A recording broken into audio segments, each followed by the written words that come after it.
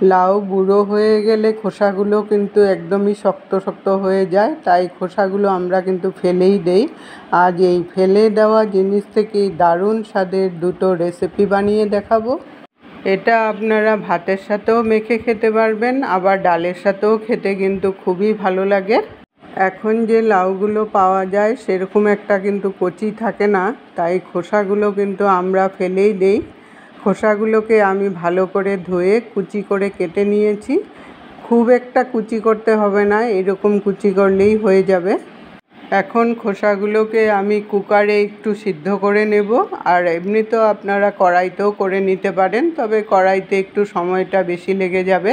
তাই কুকারে দিয়ে স্বাদ অনুসারে একটু নুন দিয়ে আর অল্প একটু জল দিয়ে একটা সিটি মেরে নেব, তাহলে এটা খুব সুন্দর সিদ্ধ হয়ে যাবে। খোসাগুলোকে সিদ্ধ করে একটা জাজরির মধ্যে ছড়িয়ে রেখেছিলাম, ঠান্ডাও হয়ে গেছে আর জলটাও ঝরে গেছে। খোসাগুলো কিন্তু খুব সুন্দর সিদ্ধ হয়েছে।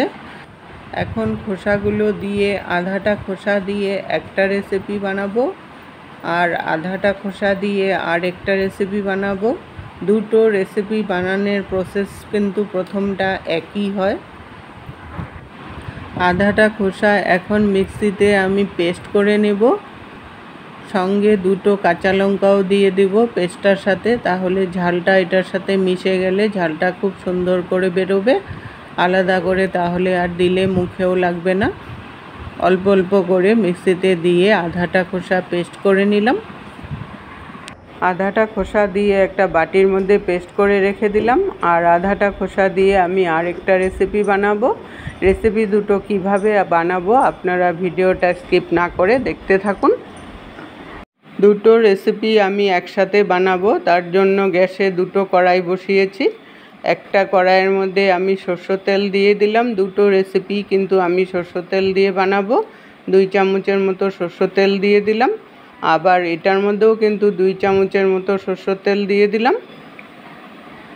তেলটা গরম করে নিয়ে একটার মধ্যে একটা শুকনো লঙ্কা ফোড়নে দিয়ে দিলাম, আর আরেকটার মধ্যে দুটো শুকনো লঙ্কা ফোড়নে দিয়ে দিলাম। লঙ্কাটা একটু ভাজা করে নেব, যতক্ষণ না একটু কালো হয়ে আসে আর ফ্লেভার একটা সুন্দর চলে আসে। দুটো কড়াইয়ে লঙ্কাটাকে সুন্দর করে ভাজা করে নিলাম। তারপর হাফ টিস্পুন কালো জিরা দিয়ে দিলাম। দুটো রেসিপিতেই আমি কালো জিরা ফোড়নে দিয়েছি।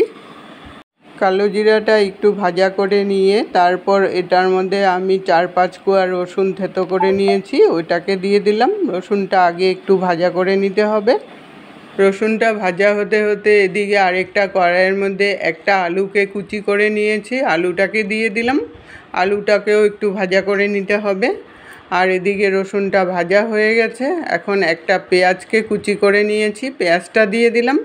পেঁয়াজটা দিয়ে তেলের সাথে মিশিয়ে নিয়ে স্বাদ অনুসারে নুন দিয়ে দিলাম। নুনটা দিলে পেঁয়াজটা তাড়াতাড়ি মজে যাবে। আর এদিকে আলুটার মধ্যেও একটু নুন দিয়ে দিলাম স্বাদ অনুসারে, তাহলে আলুটাও খুব সুন্দর সিদ্ধ হয়ে যাবে। নুনটা দিয়ে ভালো করে মিশিয়ে নিয়ে তারপর একটু ঢাকা দিয়ে দেব, তাহলে পেঁয়াজটাও মজে যাবে। আর এদিকে আলুটাকেও একটু নেড়ে ঢাকা দিয়ে দিলাম, তাহলে আলুটাও সিদ্ধ হয়ে যাবে। 2-3 মিনিট ঢাকা দেওয়ার পর পেঁয়াজটা যখন মজে গেল তখন এটার মধ্যে সামান্য পরিমাণে হলদি পাউডার দিয়ে দিলাম। হলদি পাউডারটা দিয়ে এখন পেঁয়াজটাকে কিছু সময় ভাজা করে নেব। আর এদিকে আলুটাও কিন্তু সিদ্ধ হয়ে গেছে, আলুটার মধ্যেও সামান্য পরিমাণে হলদি পাউডার দিয়ে দিলাম। হলদি পাউডারটা দিয়ে এখন আলুটাকে আগে একটু ভাজা করে নেব আর একটু। সঙ্গে দুটো ঝালের জন্য কাঁচা লঙ্কা দিয়ে দিলাম। ঝালটা আপনাদের টেস্ট অনুসারে দিয়ে নিতে পারেন। আর এদিকে বাটাটার মধ্যে ঝালটা তো আমি আগেই দিয়ে দিয়েছি, এই জন্য আর ওটার মধ্যে এক্সট্রা করে ঝাল দেওয়ার প্রয়োজন নেই। পেঁয়াজটা যখন ভাজা হয়ে গেল তখন পেস্টটাকে দিয়ে এখন ভালো করে পেঁয়াজের সাথে মিশিয়ে নিয়ে একটু শুকাতে থাকবো। একটু মিডিয়াম আঁচে রেখে এটাকে শুকাতে হবে। এদিকে এটা শুকনো হতে হতে এদিকে আলুটাও একটু ভাজা হয়ে গেছে, আর কাঁচা হলুদের গন্ধটা চলে যাওয়ার পর তারপর লাউয়ের খোসাগুলো দিয়ে দিলাম।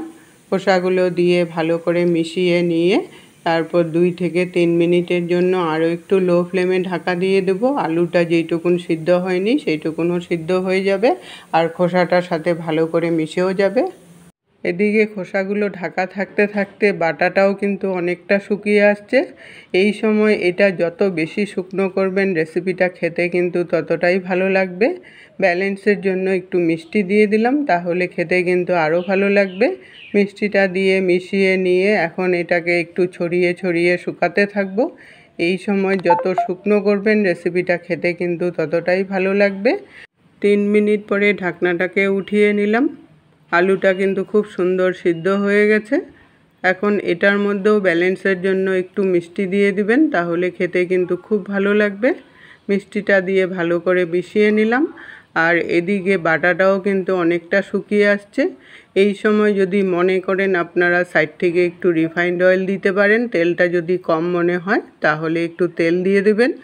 তেলটা দিয়ে আর একটু শুকিয়ে নেব, শুকিয়ে একটু ভাজা ভাজা করে নেব। আর এদিকে খোসাটার মধ্যে এখন আমি 2 চামচ পোস্তদানা দিয়ে দিলাম। পোস্তদানা দিয়ে লাউয়ের খোসা ভেজে খাবেন, খুবই ভালো লাগে খেতে। পোস্তদানাটা দিয়ে এখন কিছুটা সময় ছড়িয়ে ছড়িয়ে ভাজা করে নেব। যতক্ষণ না পোস্তদানাটা ভাজা হয়ে যায় ততক্ষণ পর্যন্ত ভাজা করে নেব। আর এদিকে বাটাটাও কিন্তু হয়ে আসছে। যখনই দেখবেন কড়াই থেকে উঠে আসছে তখনই বুঝবেন যে বাটাটা একদমই রেডি হয়ে গেছে। নামিয়ে নিলাম। আর এদিকে খোসাগুলো ভেজে অনেকটাই কমে গেছে আর একদম লাল লাল হয়ে আসছে। ভাজার একটা সুন্দর গন্ধ চলে আসছে। এখন খোসাটাকেও আমি নামিয়ে নিলাম। লাউয়ের খোসা ফেলে না দিয়ে এইরকম করে সুন্দর সুন্দর রেসিপি আপনারা বানাতে পারবেন। রেসিপি দুটো আপনাদের যদি ভালো লেগে থাকে লাইক দিয়ে সবার সাথে শেয়ার করে দিবেন। এতক্ষণ সঙ্গে থাকার জন্য আপনাদেরকে অসংখ্য ধন্যবাদ বন্ধুরা। আবার দেখা হবে নতুন আরেক রেসিপির সাথে। সুস্থ থাকুন, ভালো থাকুন।